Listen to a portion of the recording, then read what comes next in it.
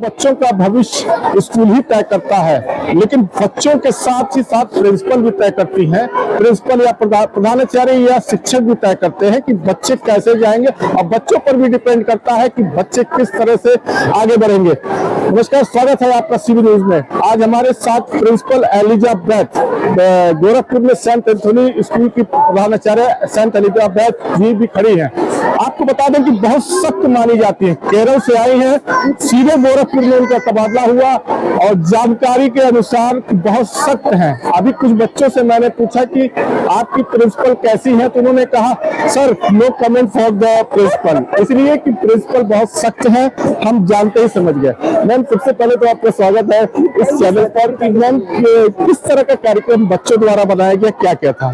Sir, आज हमने talent exhibition programme बनाया हुआ है। इसलिए बनाया गया कि ताकि हम बच्चों में जितने भी हुनर है, जिस प्रकार जिस फील्ड में हो, हम उसको बाहर लाए। जैसे ये बच्चे खेल में अच्छे हो, या फिर साइंस में अच्छे हो, या फिर मैथ्स में अच्छे हो, आर्ट्स और क्रिएट में अच्छे हो, जिस भी फील्ड में बच्चों का जो हुनर हो उसको बाहर निकले और भी आगे ज्यादा बन जाए।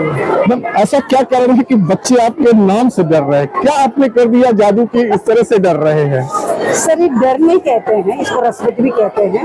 हम चाहते हैं हमारे बच्चे हल्के अच्छे नागरिक बने और उनका भविष्य भी उज्जवल हो। ये तो सही है कि आप लोग का सीधा मोटो रहता है कि बच्चे अच्छे नागरिक बने, भविष्य बने। कोई प्रधानाचार्य नहीं चाहते हैं कि हमारे बच्चे इस तरह से निकले, लेकिन बच्चों को भविष्य देने के लिए जो साइंस एग्जीबिशन, बीच बीच में खेल कूद कराना, क्या आज है, किस तरीका का कार्यक्रम है, बताएंगे यहाँ पर क्या लगाया गया है? सर, इसमें काफी चीजें लगाई हुआ है, मैंने अपने पहले बोल चुका है। इसमें कला का प्रोजेक्ट है, साइंस का प्रोजेक्ट है, मैथमेटिक्स का प्रोजेक्ट है और आर्ट और सीबीडब्ल्यू का प्रोजेक्ट है।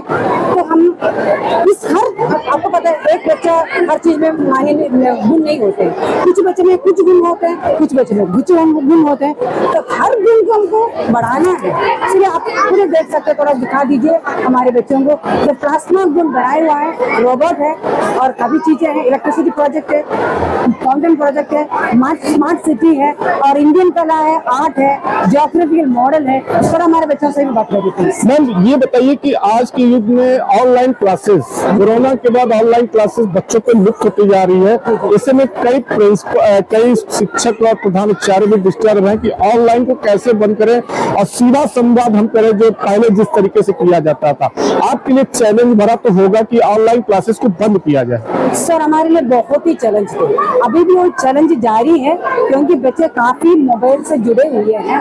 बंद करना बहुत ही मुश्किल है, क्योंकि पेरेंट्स भी बच्चों को फोन देते ही देते हैं, उसमें हम कुछ कर नहीं सकते। 2020 के बाद आज 2025 चल रहा है, लगभग 5 साल कोरोना को हो गए, लेकिन बच्चों से काफी ज्यादा डिस्टर्बेंस हो रहा है कि ऑनलाइन, क्योंकि बच्चे आपको अगर देखा जाए, आप नहीं मानते कि मोबाइल का जो दौर है इस समय, बहुत ज्यादा मोबाइल बिक रहे हैं, क्यों? केवल ऑनलाइन क्लासेस की वजह से। क्या उसको बंद करना संभव हो पाएगा?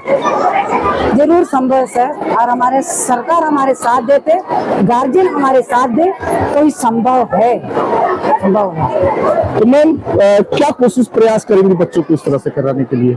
सबसे पहले हमें जो ऑनलाइन जो बच्चों को होमवर्क देना, बच्चों से जो कराना, वो बंद कराइए, वो भी जरूर है। कुछ चीजें ये तो मैम स्कूल से सख्त आदेश होगा तभी तो हो पाएगा, क्योंकि मजबूरी है कि ऑनलाइन क्लासेस नहीं हो पाते हैं तो बच्चे पढ़ नहीं पा रहे हैं। नहीं सर, ऐसी बात नहीं है। किसने कहा? हमने हमारे स्कूल में टीचर से कहा है जितने भी हम क्लास में कवर कर दीजिए। क्लास में अगर हम कवर करेंगे तो ये संभव है सर। लेकिन ये सर की क्या है कि अगर कोशिश कर रहे हैं बच्चों में ले आ रहे हैं, तो क्या कोशिश टीचरों को भी होता है? जरूर, टीचर लोग 100% की कोशिश करना है, वो करते भी हैं, बस पेरेंट्स को कोशिश करना है, क्योंकि फोन स्कूल नहीं देते, पेरेंट्स देते, गार्जियन देते हैं। ये तो बस है कि स्कूल गार्जियन देखते हैं। मैम, जिस तरीके से आप लोग मेहनत कर रही हैं बच्चों पर, बहुत ज्यादा मेहनत होता है वाकई। आज के युग में पहले के टीचरों में आज के टीचरों में अंतर माना जाता है, लेकिन आप लोग काफी ज्यादा बच्चों पर मेहनत कर रहे हैं। किस तरह का मेहनत करना, आना और इस तरह की लाना बच्चों में, क्योंकि बच्चों को टैलेंट में लाना, उभारना तो शिक्षक का काम होता है, प्रधानाचार्य का। प्रधानाचार्य तो केवल एक आदेश कर देता है कि, लेकिन हमने सुना है कि आप उस पर खुद एक एक पॉइंट देखती हैं कि बच्चे तैयार हो रहे हैं कि नहीं तैयार हो रहे हैं। Thank you sir. मैं कोशिश करती हूँ कि मैं भी हर जगह उपस्थित रहूँ ताकि बच्चों का मनोबल बढ़े। अगर हम कमांड देकर आदेश देकर उस पर रह जाए, ये अमल नहीं हो पाएगा।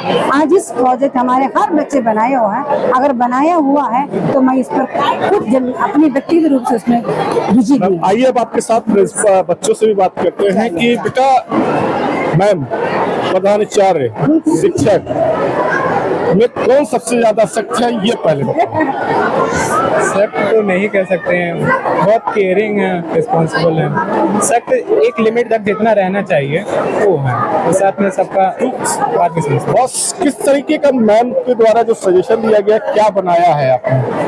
हम लोगों ने प्लाज्मा कैनन बनाया है, जो कि 4th स्टेट ऑफ मैटर जिसको कहते हैं। ये क्या होता है प्लाज्मा कैनन? जनता जानना चाहती है कि प्लाज्मा कैनन होता क्या है, किस तरीके से ये बनाया जाता है? प्लाज्मा कैनन को जब एक लिमिट के बियॉन्ड जाकर उसमें प्रेशर दिया जाता है तो उससे इलेक्ट्रॉन बाहर निकल जाता है, और जो एक स्टेट, चौथी स्टेट बनती है मैटर की, उसका नाम दिया जाता है प्लाज्मा। और इसे हम लोगों ने 2 वाटर गैलन के मदद से बनाया है, जिसमें ब्यूटेन गैस एक पाइप के द्वारा पास करके उसे एक लाइटर के थ्रू कनेक्ट कर दिया गया है। उससे एक लाइटर से इग्नाइट होती है ब्यूटेन गैस और उससे एक्सप्लोजन होता है। दोस्त, प्रिंसिपल सख्त है कि टीचर सख्त है? कौन सख्त है, लेकिन सही बताना, कैमरे के सामने बोल रहे हैं। इतने सख्त क्यों आप ध्यान दे रहे हैं?